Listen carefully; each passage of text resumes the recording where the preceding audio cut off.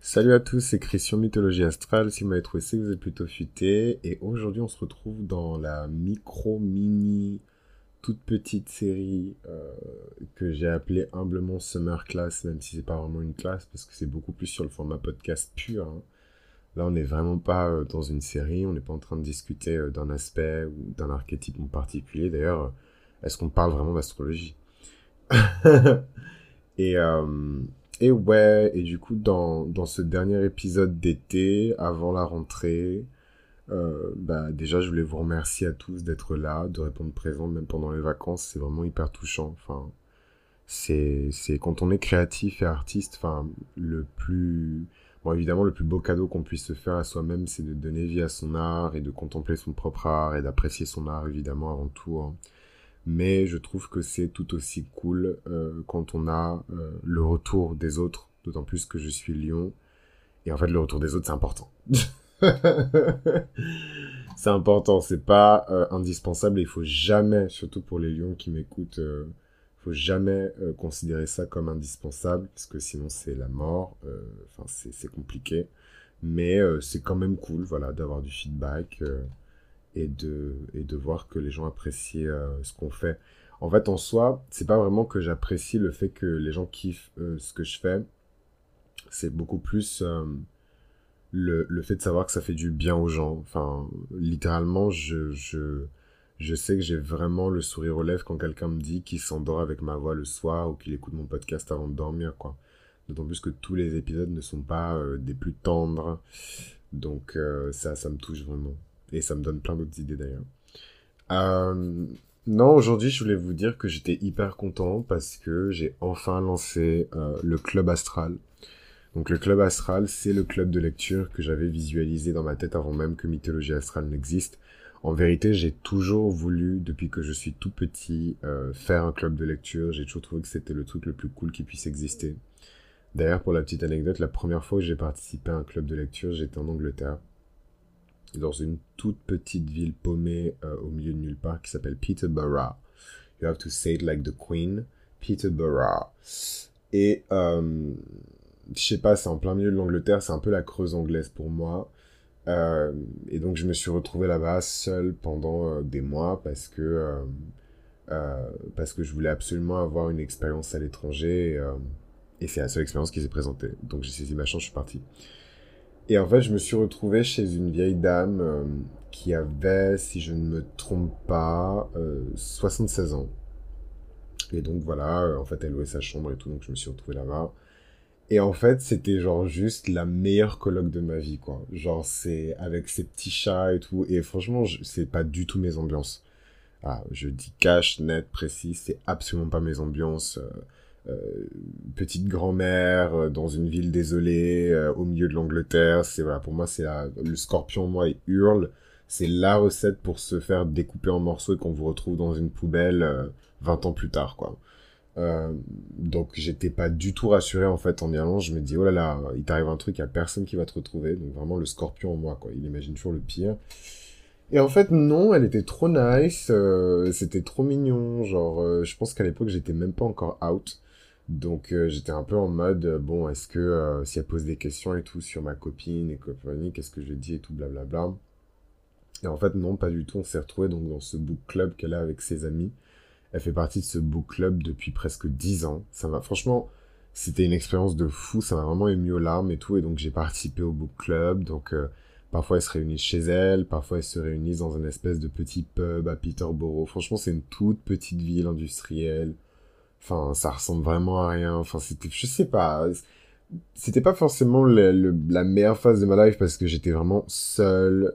Les journées étaient extrêmement courtes. T'es dans un pays étranger, donc en fait, t'entends jamais ta langue. Enfin, c'est spécial quand même, hein. Je crache pas dessus parce que c'est une expérience et c'est toujours bien de faire des expériences. Mais émotionnellement, c'était super dur, quoi. Genre, là, vraiment, I felt alone. Et pourtant, je suis vraiment une personne, voilà, Mars en maison douce, qu'on me laisse tranquille, quoi. Mais là, je me sentais vraiment, vraiment seul. Et cette nana, ça a juste été un rayon de soleil. Et donc, elle avait ce fameux book club. Et elles lisaient ensemble de la romance. Et en fait, je trouvais ça trop cute parce que, du coup, quand elles échangeaient sur les bouquins, elles parlaient de mecs, elles parlaient de leur goût et tout en termes de mecs. Et c'est trop drôle parce que Bah, je sais pas, c'est des grands-mères, quoi. Et du coup, elle se retrouve à parler de gars, mais enfin, c'était trop mignon. Enfin, du coup, elle parlait d'acteurs des années 80, d'acteurs des années 70, des années 90. Et bon, moi, j'avais pas toutes les références, mais je trouvais ça vraiment trop chou, quoi. Et ça, c'est vraiment un moment for life, quoi. Je m'en souviendrai toute ma vie. C'est mon premier book club, et c'était donc avec ses grands-mères où on parlait de mecs et de romance. Et c'était trop bien. Donc, fast forward to today, où aujourd'hui je vous présente mon club de lecture. Et évidemment, on va parler de spiritualité parce que c'est mon dada. Et j'ai trop hâte, ça a déjà commencé. D'ailleurs, je peux même vous révéler le premier titre qu'on va lire ensemble sur Patreon. Et c'est évidemment Les Contrats Sacrés de Caroline Myss. Ce bouquin a juste changé ma vie. Enfin, déjà, je m'étais déjà renseigné un petit peu sur les contrats karmiques, sur les dettes karmiques qu'on pouvait avoir vis-à-vis de certaines personnes, vis-à-vis de certains membres. Généralement, c'est souvent par rapport aux membres de sa famille. On est toujours attaché, rattaché karmiquement à son père, à sa mère. D'ailleurs, c'est hyper intéressant parce que Caroline Myss, elle parle de dettes karmiques sur 3 à 4 générations, en fait. On partage le karma de nos parents, des parents de nos parents, des parents des parents de nos parents. Et c'est réel. Et en fait, au-delà de ça, donc j'ai fait donc d'autres recherches sur le sujet. Et en fait, je me suis rendu compte que même si on ne croit pas en l'existence du karma, l'éducation, en fait, la classe sociale, ça suffit pour marquer un individu sur plusieurs générations. En fait, si vous avez des grands-parents qui ont appartenu à une certaine classe sociale ou qui vous ont donné une certaine éducation, qui sont marqués par certaines valeurs, il y aura des conséquences en fait de ces valeurs sur la vie de vos parents et sur votre propre vie et peut-être sur la manière dont vous allez décider d'éduquer vos enfants. Donc en fait, on l'appelle comme on veut, on l'appelle karma, on l'appelle Dumbala, enfin voilà, chacun a ses croyances et que je respecte, mais ce truc de karma, c'est réel quoi.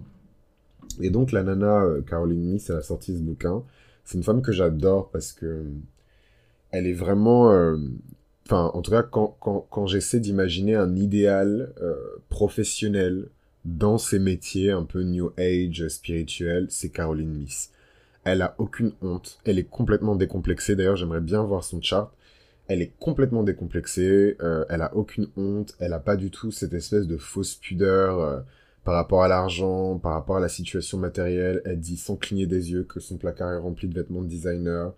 Enfin, je sais pas. Et en même temps, elle a évidemment des positions et des théories et des réflexions sur le karma et sur l'individu et son identité sociale qui sont juste excellentes. Elle a dépoussiéré les travaux d'astrologie archétypale et sur les archétypes de manière générale, de manière extraordinaire.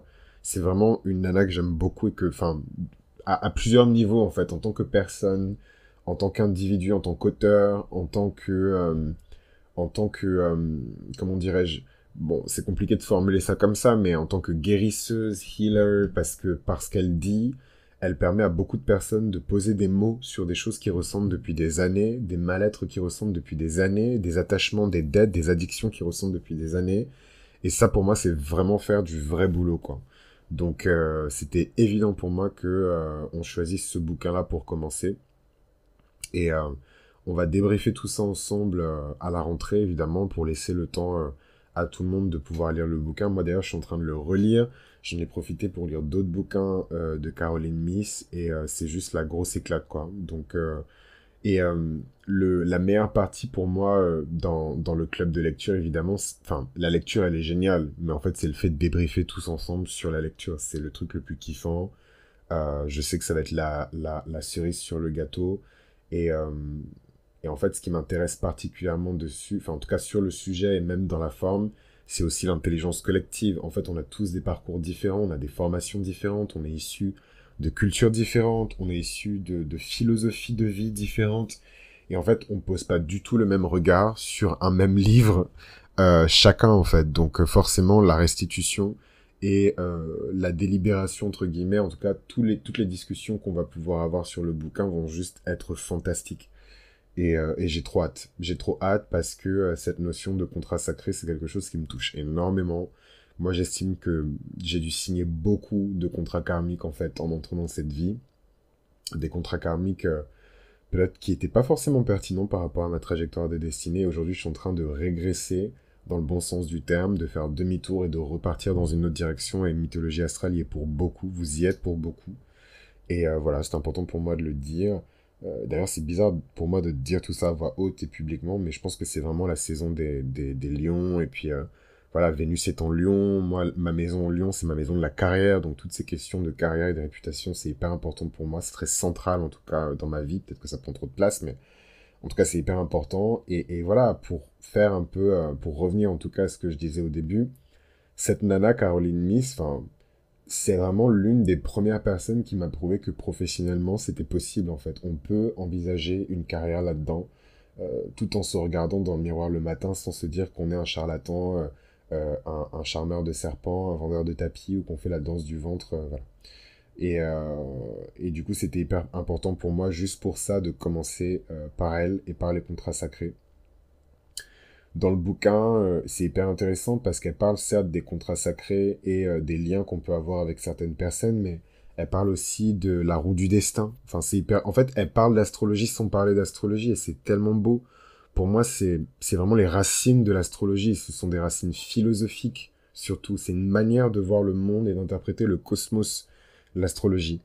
Pas juste prédire de quelle couleur va être le slip de votre copine en février 2027. Et elle ramène un peu l'astrologie à ça. Et moi, ça m'a touché, ça m'a ému, ça m'a encore plus donné envie de me renseigner sur les archétypes. Elle a une manière très élégante de qualifier les archétypes, de les nommer, de les utiliser et de les replacer dans un contexte qui est familier. C'est un peu ce que je m'efforce aussi de faire avec Mythologie Astrale. Se réapproprier les archétypes, les réinstaller dans des situations du quotidien, d'où mes digressions, d'où mes exemples de vie, mes expériences, que ce soit les miennes ou celles d'amis parce que c'est un bon moyen de démystifier tout ça et de vraiment clarifier des choses qui peuvent être très complexes, très mystiques pour rien, et en fait ça éloigne les gens, et pire encore, ça leur donne une image de l'astrologie qui est un peu, déjà qui est très muséifiée, et aussi une image de l'astrologie qui est un peu, comment dirais-je, bon, en tout cas pas très attirante, quoi, presque repoussante en tout cas. Quelque chose d'un peu perché, d'un peu mystique, au final qu'on comprend pas très bien. Et ça, bah, ça donne pas forcément envie aux gens de s'intéresser, quoi. Donc, le club de lecture de mythologie astrale, il est ouvert. Il est disponible sur Patreon. Donc, c'est une réunion une fois par mois pour choisir une lecture et pour parler évidemment de la lecture précédente. Donc, on commence par débriefer évidemment la lecture précédente. Puis ensuite, on choisit ensemble la lecture suivante. Moi, je peux vous suggérer des titres. Peut-être que vous pouvez suggérer des titres aussi. C'est vraiment do it yourself. Et très ouvert et très open et très participatif. Donc, voilà, bah, en mode club de lecture, quoi. Et moi, je suis hyper ému d'avoir lancé ce club de lecture. Parce que, voilà, c'est un rêve d'enfant. Moi, j'adore les bouquins. Je pense que les bouquins, enfin, la lecture surtout, m'a sauvé la vie. Je pense que j'aurais une vie complètement différente si j'avais pas eu la curiosité d'ouvrir des livres quand j'étais petit. Et voilà, et particulièrement des livres de spiritualité, des livres sur le cosmos, des livres sur l'univers, des livres sur la sagesse divine, la Bible, enfin voilà, d'autres textes saints. Si j'avais pas eu la curiosité d'ouvrir ces bouquins-là quand j'étais plus jeune, je pourrais pas vous parler comme je vous parle aujourd'hui en fait. Je pourrais vous parler comme je vous parle aujourd'hui parce qu'en vérité, un livre, c'est un livre. Vous pouvez ouvrir un livre, vous pouvez le lire, tout le monde peut lire. Mais la confiance en moi que j'ai par rapport à ma spiritualité vient du fait que c'est des choses que je fais depuis longtemps et, euh, et peut-être même avant cette vie-là. Et voilà, et je garde le reste un peu pour Patreon. Mais en tout cas, il n'y a pas juste le club de lecture de Mythologie Astrale, donc ce fameux club astral dans le Patreon de niveau 3. Il y a aussi moins 40% sur toute la boutique de Mythologie Astrale à l'infini. Voilà, donc moins 40% sur tout le talon d'Achille, donc pour le karma, Héraclès pour la lecture compréhensible de thème astral, le super Héraclès qui est une lecture complète du thème astral, Harmonia, pour les personnes qui ont déjà eu leur Harmonia, c'est évidemment la synastrie de chart. Et voilà, donc pour moi, ça va de soi. Faut que les gens puissent s'y retrouver quand même. Donc voilà, moins 40% à l'infini sur toute la boutique de Mythologie Astrale. En sachant que je vous parlais du site internet, mais comme je vous disais, je pense que je vais encore bosser sur quelques trucs avant d'ouvrir le site internet. Donc même si vous voyez le lien, ne paniquez pas. J'ai reçu un mail en mode oui, j'ai cliqué sur le lien, mais j'ai pas tout de suite trouvé.